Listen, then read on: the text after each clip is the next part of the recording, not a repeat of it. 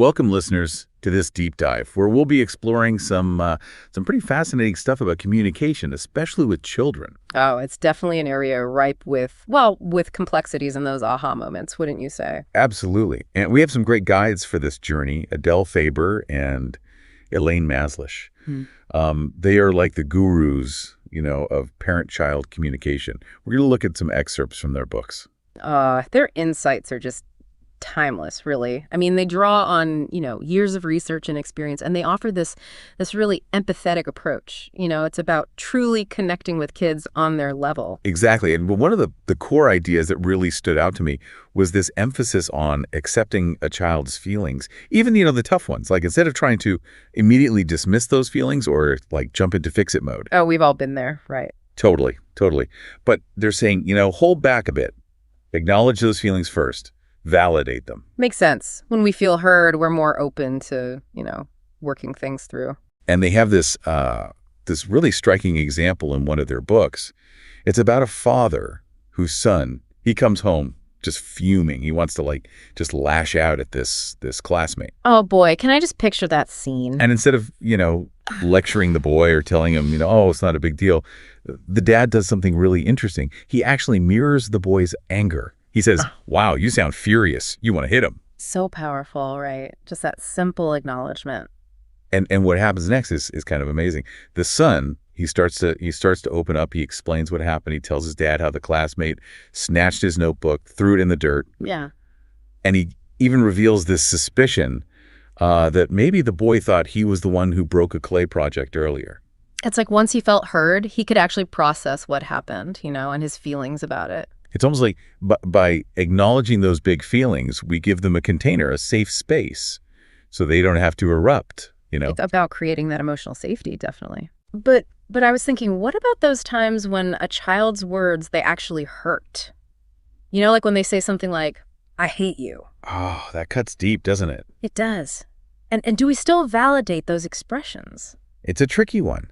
And Faber and Mazlish, they acknowledge this. They say it's normal to feel hurt by those words, but they suggest responding honestly about how we feel while still, respecting the child's right to their anger. Right. So maybe saying something like, I see you're very mad at me and that hurts my feelings, but it's okay to feel angry. Exactly. Setting those limits, but keeping that space for emotional honesty. It's finding that balance, right?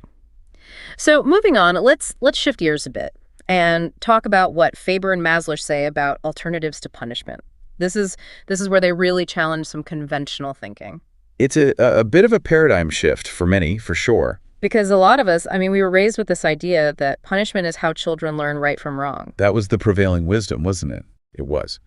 But Faber and Mazlish, they present evidence that punishment, well, it often backfires. It can lead to resentment.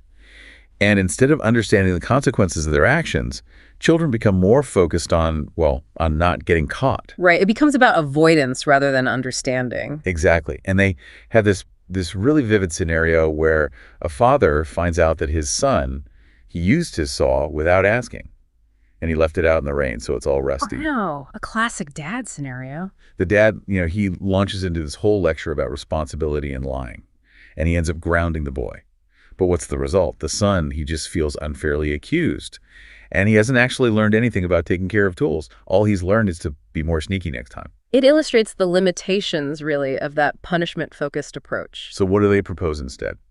Well, they advocate for letting children experience the natural consequences of their actions. And I think that's an idea that, a lot of us kind of intuitively understand. Like, if a child forgets to bring home a library book, instead of scolding them, you explain that they can't borrow another one until that book is returned. Right. The consequence becomes a matter-of-fact outcome. It's not punitive. It encourages them to think about their choices, right? Exactly. However, sometimes natural consequences, well, they're just not feasible, or maybe they're not effective in a given situation, so then what? And that's where Faber and Mazlish introduced this fantastic concept of problem solving. Instead of imposing a solution or resorting to punishment, we engage children in finding a solution together, something that works for everyone. Collaboration over confrontation, you could say. And they break it down into 5 really clear steps. First, we acknowledge the child's feelings and needs. Then we articulate our own. And then comes the fun part.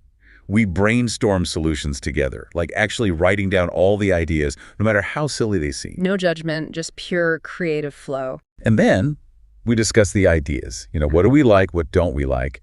And finally, we choose the solution we want to implement. It sounds incredibly empowering, like you're turning discipline into a team effort. It is. It's so different. So let's say, for example, my son Bobby, he's always coming home late from the park, even though we have a set time. So instead of yelling or giving him those endless warnings, I can say, Bobby, I worry when you're late because I don't know where you are. And I know you wish you could stay at the park longer. Beautifully stated. You've acknowledged both his needs and your own right there.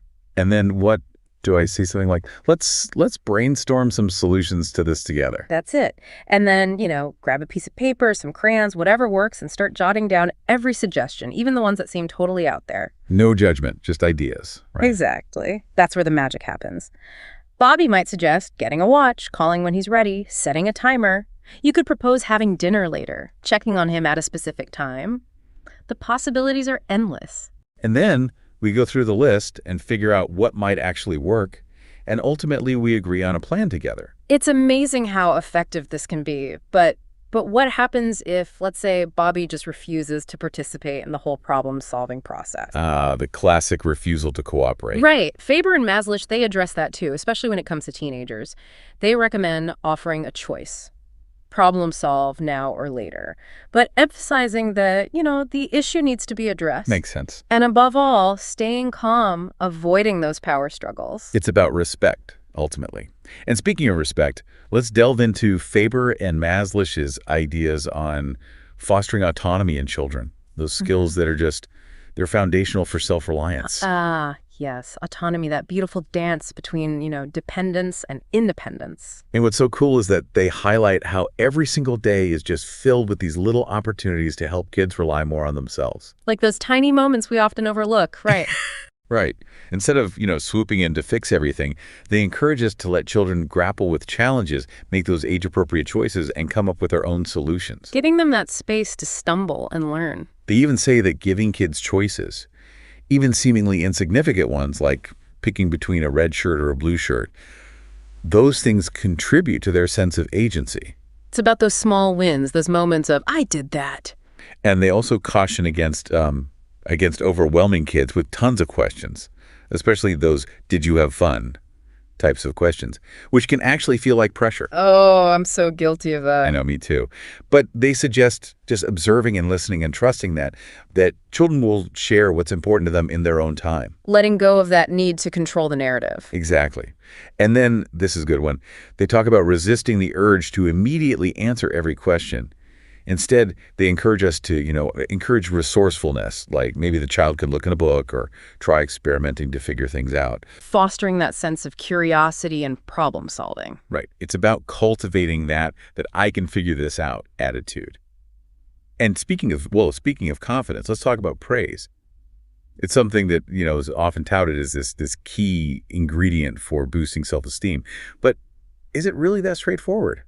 That's a great question. And, Faber and Mazlish, they offer a bit of a different perspective on this whole praise thing. It's kind of counterintuitive, right? It is, because they actually point out how even well-intentioned praise can backfire sometimes. For example, if I constantly tell my daughter, "You're such a gifted artist," yeah, she might start feeling this pressure to live up to that label, and she might avoid taking risks or trying new things because she's afraid of failing.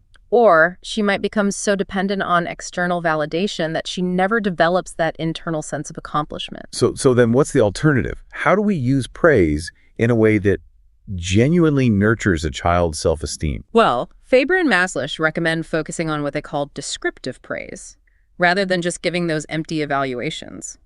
So instead of saying, "good job," or "you're so smart," we describe what we see or how we feel. Like you might say, "I see you work so hard on that drawing and you use so many colors," or "I love how you experimented with different brush strokes." It's about being specific. Right, exactly. By describing what we observe, we help children develop their own appreciation for their efforts and their accomplishments. And we're not creating that dependence on external approval. That makes a lot of sense. And what about praise that sort of hints at past weaknesses, like "I'm so proud you finally cleaned your room"? Ouch, I can feel the sting of that one. Even though it's meant well, it can still bring up those old feelings of inadequacy. Right. So instead of focusing on the finally, you could try saying something like, "Your room looks so organized. It must feel great having everything in its place." It's acknowledging the present accomplishment without dredging up the past struggles. And that can make a world of difference. They also caution against being too enthusiastic with our praise. Like if a child constantly hears, "You're the best, you're amazing," it can actually create anxiety, this pressure to live up to those expectations. And it's important to remember, to be prepared for repetition. If I praise my son for building a tall block tower, he's probably going to want to build 100 more. Oh, absolutely. Praise can be a powerful motivator. And like any tool, it's best used selectively and genuinely.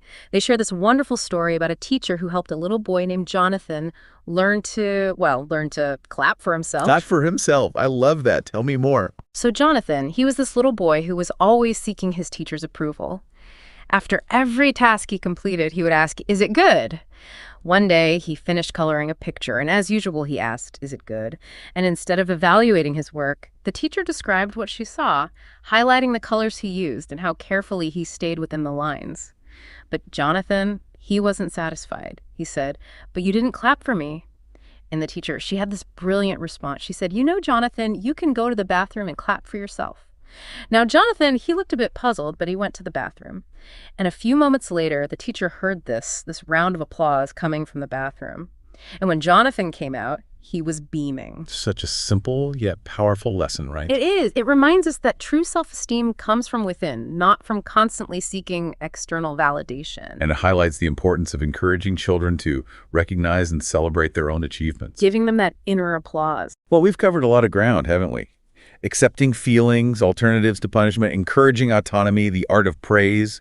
It feels like we've acquired this whole new toolkit for communication, one that fosters connection and empowerment.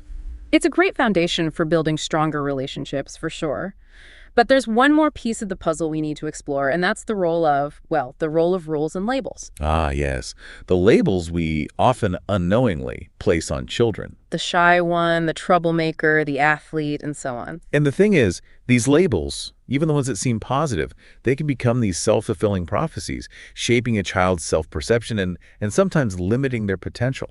They can create these boxes that kids feel trapped in. Right. So, for instance, if I'm always telling my son, "You're such a messy kid," he might just resign himself to that identity and stop trying to be tidy. Or if I repeatedly tell my daughter, "You're a natural leader," she might shy away from situations where she feels less in control, because she's afraid of not living up to that label. So how do we break free from these limiting roles and help children see themselves differently? Well, Faber and Mazlish, they have a really insightful approach to this, and we'll delve into that in our next segment. Makes you think, it's like we approach these interactions with a toolbox, looking for the right technique to fix whatever the problem is. But Faber and Mazlish, they remind us that it's not about techniques, not really. It's about creating this atmosphere of respect and empathy, truly connecting with the child. That really hits home. It's like shifting our focus from trying to control their actions to understanding the feelings and needs behind those actions. Exactly. Kids, they're just like us, right? They want to feel heard, understood, respected. It's about giving them that safe space to express all those big, messy emotions without feeling judged or punished. Speaking of big emotions, one of the toughest things as a parent, right, is dealing with those explosive meltdowns, those moments when logic just flies out the window and you're facing this tiny human who seems completely irrational. Oh, those moments when you question your sanity and wonder if you're the only parent struggling with the tantrum monster. We've all been there. And Faber and Mazlish, they have this really interesting suggestion for handling these situations. They call it mirroring the child's intensity. Mirroring their intensity. So does that mean I throw myself on the floor and start wailing along with them? Not quite, no. It's not about mimicking their behavior exactly, but it's about acknowledging the intensity of their emotions in a way that feels authentic to you. So let's say my daughter's having a complete meltdown because her favorite pink shoes got wet. Instead of saying, "Oh, honey, it's okay, you have other shoes," I might try something like, "Oh no, your pink shoes are soaked. Those are your favorite ones. Ugh. I wish we could dry them right now." Exactly. You're validating her disappointment without minimizing her feelings. And avoiding logic, which, let's face it, rarely works in the heat of the moment. Sometimes a little humor can be surprisingly effective, too. There's this story about a mom whose son was having a meltdown because it was dinner time and he wanted to go to the park. And she dramatically drops to the floor next to him and exclaims, "5 minutes feels like an eternity when you're starving. It's like you could die from hunger." And she even starts pounding her fists on the floor and says, "We need sustenance now." That's hilarious. Did it work? It did. The son was initially taken aback, but then he just burst out laughing. It's like she disarmed the whole situation with this playful absurdity. Right. It's a good reminder that sometimes to deal with intense emotions, we need a little compassion, creativity, and a willingness to step outside our usual responses. It's about joining them in their world, not trying to drag them into ours. And when those emotions become too overwhelming to handle in the moment, there's another technique they suggest called giving in fantasy. Giving in fantasy. Yeah. I'm intrigued. Tell me more about this one. So imagine your child wants something that's simply not possible in that moment. It could be a toy, a treat, a trip to the zoo, whatever. And instead of engaging in a power struggle or trying to reason with them, you enter their world of fantasy and grant them their wish, imaginatively. Okay, so if my son is demanding ice cream right after we've had dessert, instead of saying no and starting a battle, I could say something like, "You know what? I wish we had a giant mountain of ice cream right now. We could build an ice cream castle and slide down ice cream slopes. What flavor would your castle be?" You got it. It might seem silly, but it acknowledges their desire without actually giving in to their demands. It's like saying, "I see you, I hear you, and I understand how much you want this." And by engaging their imagination, you create this playful connection that can diffuse the tension. There's a lovely story about a mom whose daughter was heartbroken because her older sister had eaten the last peanut butter granola bar. The mom tried everything, offering to buy more, explaining it was an accident, reminding her to use her indoor voice, but nothing worked. Then she remembered this giving in fantasy technique, and she said, "You know what? I wish we had a magical granola bar tree growing in our backyard. We could just pluck as many peanut butter granola bars as we wanted. What would your dream granola bar be like? Chocolate chips, sprinkles." And at first, the daughter was skeptical. But slowly, she warmed to the idea and started describing this elaborate fantasy granola bar. Amazing. It's like by tapping into her imagination, the mom created this space where her daughter could safely express those big emotions and even have some fun with them. It's a reminder that during a meltdown, connecting with a child sometimes means letting go of logic and reason and entering their world of make-believe. This is such a different way of thinking about discipline and communication. It's not about controlling behavior. It's about understanding the emotions and needs that drive that behavior.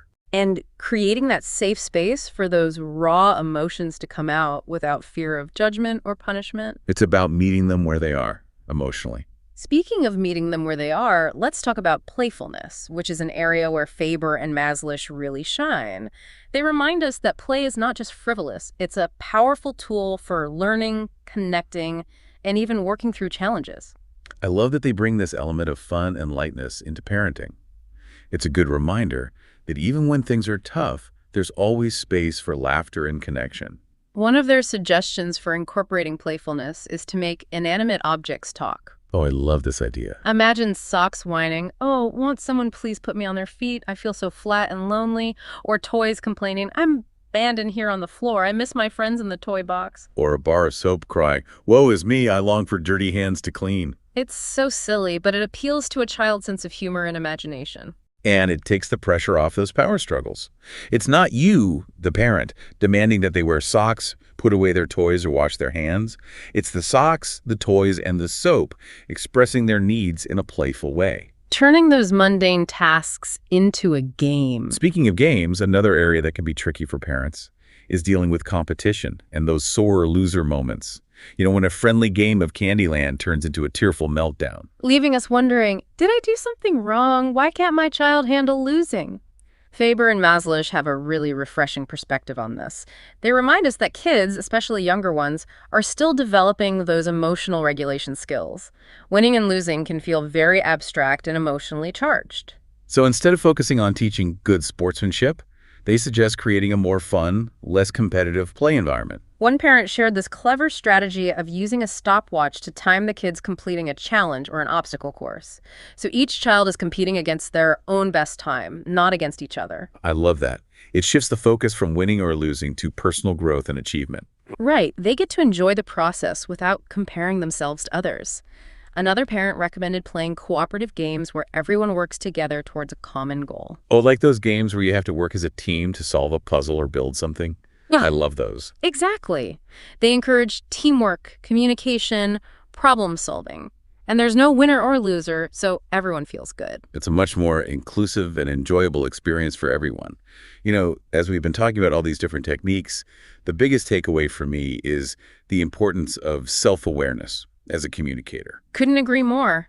It's about recognizing our own triggers, our own reactions, our own patterns of communication. Noticing those moments when we're reacting out of frustration, exhaustion, or even our own unresolved childhood stuff. And choosing to pause, take a breath, and respond in a more conscious and compassionate way. Remembering that we're all human, we're all going to mess up sometimes.